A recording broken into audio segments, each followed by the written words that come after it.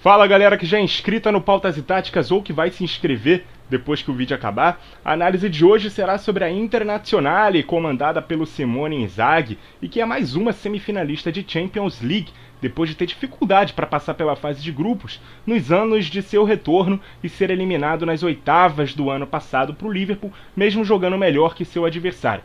O time italiano nessa temporada superou um grupo que tinha Bayern, Barcelona, e eliminou os portugueses de Porto e Benfica no mata-mata. Agora vai ter um super clássico pela frente, né?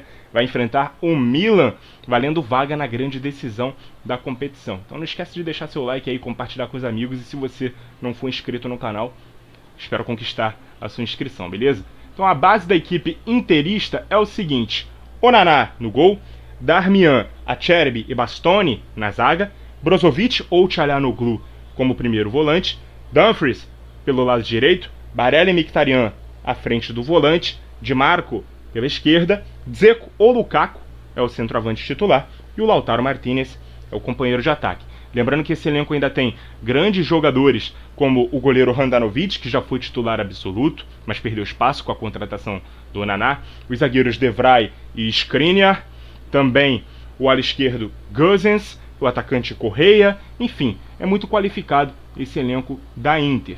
O time joga num 3-1-4-2 e visa ter a condução de bola por um dos lados ou fazer a bola chegar no Brozovic nessa saída de bola. O subestimado volante croata, inclusive, é um dos melhores registas do mundo já há algumas temporadas, tem muita qualidade, principalmente nos passes longos, nas inversões de jogo. Tudo isso faz dele um dos grandes generais, né, desse meio campo da Inter, o cara que normalmente dita por onde a jogada vai se desenvolver. Quando ele não joga, o Çalhanoğlu, que já foi um homem mais ofensivo, que se destacava pelas cobranças de falta, principalmente quando jogava no Bayer Leverkusen, atua nessa posição, mas ele também vem sendo usado nessa função de primeiro homem do meio de campo, beleza? Quando o adversário coloca um terceiro elemento para poder encaixar a marcação nos três zagueiros da Inter, o quarto homem da saída se torna o goleiro Onana, que sai do gol para formar uma linha de passe com os zagueiros e usa de seu bom jogo com os pés para ajudar a equipe a ter superioridade numérica.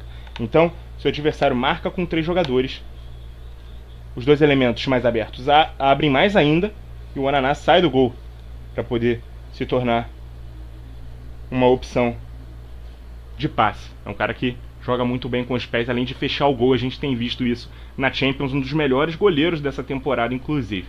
Uma das jogadas mais tentadas são o cruzamento feito pelos lados do campo, mas não na linha de fundo com os alas, e sim da intermediária, mais ou menos ali, com um dos zagueiros. Quando as equipes marcam com dois jogadores, na saída de bola, normalmente essa jogada é invertida para um desses zagueiros e ele conduz a bola. Beleza? Empurrando então o restante do time para frente. Quando ele conduz, os meio-campistas do setor da bola avançam e os atacantes, junto com outro ala, ficam atentos a um cruzamento que pode vir, né, numa inversão de jogo. Porque quando eles avançam aqui desse lado, eles empurram a defesa do adversário para trás. E aí do lado oposto, os atacantes e o ala entram para poder o cruzamento, quando feito, normalmente nas costas da defesa, encontrarem esses caras atacando a bola. Inclusive o ala pela direita, né, o Dumfries, no caso, se a jogada for conduzida pelo lado esquerdo com Bastoni, ou do outro lado também, né, quando o zagueiro pela direita conduz, e aí o ala pela esquerda também tem essa liberdade de entrar na área, beleza? Vamos aqui reposicionar o time para falar de um outro padrão que esse time da Inter também usa bastante, que é a bola longa para o centroavante. Seja o Dzeko, seja o Lukaku, ele normalmente se desloca para o bico da grande área para poder receber esse passe longo. Com isso, ele atrai a marcação de pelo menos um dos dois zagueiros e abre espaço para quem vem de trás pelo meio, seja o outro atacante nas costas desse zagueiro, ficando no segundo pau, ou aqui mais ou menos na altura da meia-lua ou da marca do pênalti. Os dois meias podem infiltrar para poder receber esse passe vindo de trás, beleza?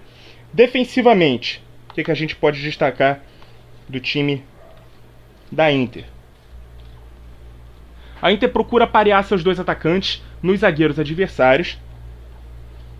Vamos até colocar aqui os zagueiros. Os laterais também.